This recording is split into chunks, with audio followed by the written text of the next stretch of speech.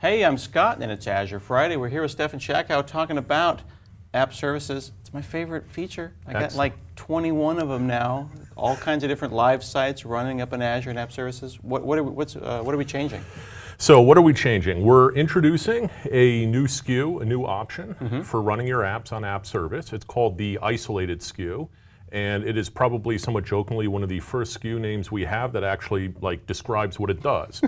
So as you can sort of imagine, right, it says it's isolated. It's all about creating an app or multiple apps on our service and running them in a lockdown, isolated manner so that the outside world can't see them, know about them, they can't get to them. So it's completely isolated. But you get all the goodness of Azure App Service.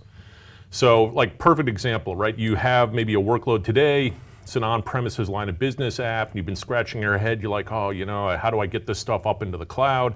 So the whole point behind the isolated SKU is, guess what? That's a kind of workload you don't want the outside world to ever see or know about, but you'd like to be able to do things like, auto scale and slots and everything else we have an app service. What you do is you go deploy it using our isolated SKU inside of a virtual network that you've built out inside of Azure. So now you got the best of both worlds. It's completely internal, hidden from the world. Only you and your company can actually see it and use it, so the outside world can't get to it. But everything that you're accustomed to using on app service is still there and available to you. So forgive my ignorance, but was it not possible before to make a virtual network and make it secret and make it so you can VPN into it? So you've been able to, obviously for years in Azure, you can set up a VNet, put infrastructure as a service in there that absolutely all works, all there today. And even us on app service, we've had a precursor called app service environments that gave you sort of the first generation of that. But those were big and they took 20 minutes to fire up and they cost a lot of money. Yeah, so the isolated SKU, think of it this way, it's taken all of the refinements, the feedback, and put it all into our product, made it better, made it easier and more approachable. And so now sort of the second generation of it is now it's called the isolated SKU, and you'll see here in a little bit. I think it flows a lot more naturally and works the way you would sort of expect app service to work. Would it be appropriate for smaller businesses like myself? Like I've got a couple of smalls, but an app service environment, I'm not a big business. I'm not even a medium business. Correct. So I mean, it's like admittedly, isolated SKU, it tends to be driven, again, as the name isolated implies, it's driven by the fact that your business, your company, you have an overriding reason to run things maybe in a highly PCI compliant environment.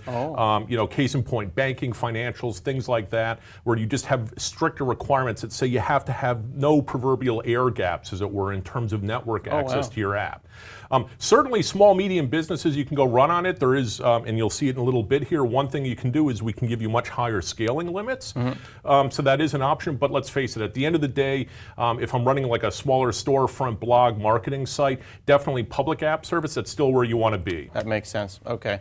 But if I am going to be doing my expense reporting system, my HR system, this is perfect. It's perfect. Another perfect example is, right, a lot of us, probably we've all got IRAs, 401ks, you name it. Yeah. The reason why I bring that up is those are all examples of sites that they have sensitive data. They need to be accessible to the outside world, right? Because you and I, we need to fire it up on our mobile device. Right. But at the same time, I don't want the apps that are running there to just be wide open to the internet.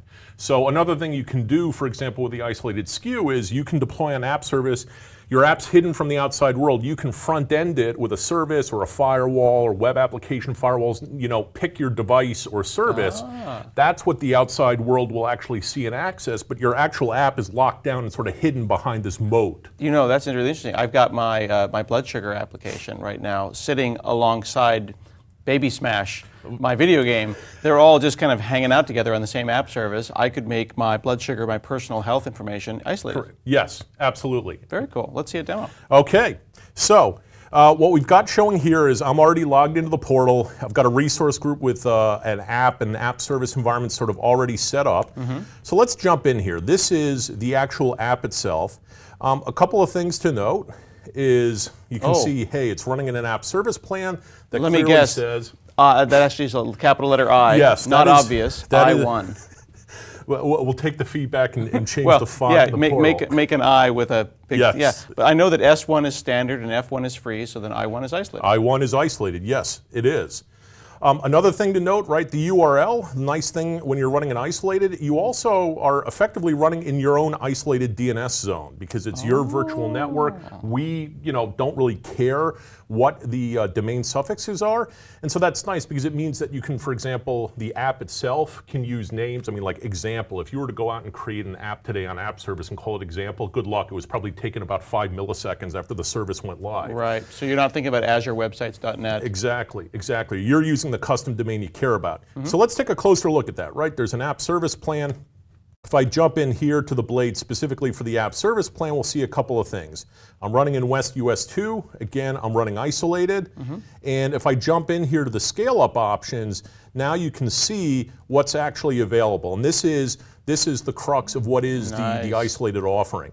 So a couple of things to point out, right? It runs on a much more powerful tier of compute horsepower. So again, folks in the IS world have been able to enjoy the DV2 series for a while. We've finally been able to bring it here to app service. Wow. So you get a lot more memory per SKU, and then also, even though the cores look sort of similar, it's like, hey, 124 core, I got that today on standard, but remember those cores, ACU for ACU are more than twice as powerful as what we've got running in app service today. Everything else here we've been talking about, you run inside of a virtual network, 1 terabyte of storage. Wow. So that's a pretty honking chunk of storage for app service. It's way higher than the normal.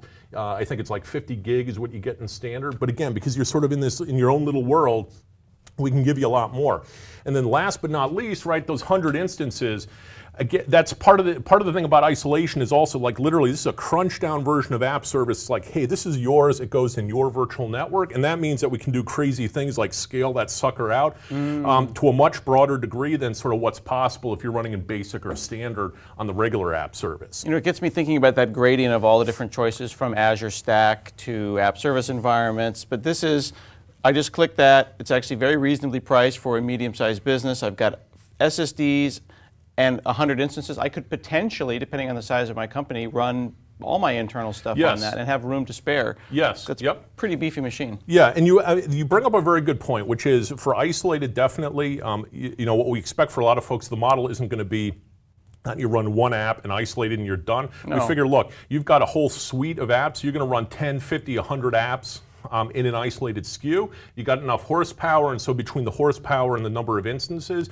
you can run think of it like your own miniature, IT department or your own miniature web hosting service inside your company. Your own miniature web hosting service. Now, does that mean because it is app service, which I am a huge fan of, I could still do my Git pushes? They're just to an internal isolated place. Funny you should bring that up. I'll tell you what. Let's hop in here to this is a virtual machine that I have running inside of the same virtual network as my isolated app. And first we'll pull up here, we'll just go to example azurefriday.net, hello world. Wow, that's really exciting, but there's that URL again. Right. So now what I did real quickly is I threw Visual Studio Code onto the machine here. So we'll say hello world, hello Scott. We'll go out and save that. Okay. And then I already set up local Git here on my VM. So, we'll do a live with a T. Push, thank you, that's always good. And then we'll go git push Azure master. And so literally I'm on this VM. I already set up the app ahead of time so that it's connected to the local Git functionality of my app running in isolated. Yeah. So I made that change, we pop back here, I hit refresh, boom, there it is. Nice, and I noticed that when you did that push, it was subtle, but people who were watching would have seen that the SCM URL, that kudu, K-U-D-U, the kudu URL, also that same machine, because it is app service, it's just isolated. Yes, exactly. And if we pop back over here, pop into the main portal, take a look at deployment options for the app, and you'll actually see from when I was playing around with it earlier, and then also there it is. There's the push we just did live. So again, it's a very quick example, but very powerful, which is the whole point is people get familiar with app service. They're really happy with it. They're running it live, on the internet. But then invariably, like you said, there's sort of a tier of apps where it's like, I feel a little nervous about just hanging out there live on the internet.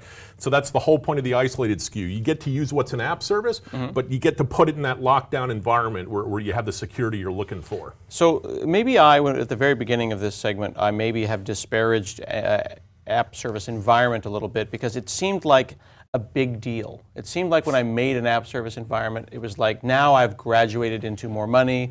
I've graduated from a small company to a medium-sized company. Help me understand better when I would use regular vanilla app service, where an app service environment fits, and where isolated fits. Well, so the first thing to make that easier to understand is underneath the hood, the implementation details of the isolated SKU, it still uses, it's basically a second generation of app service environments underneath the hood.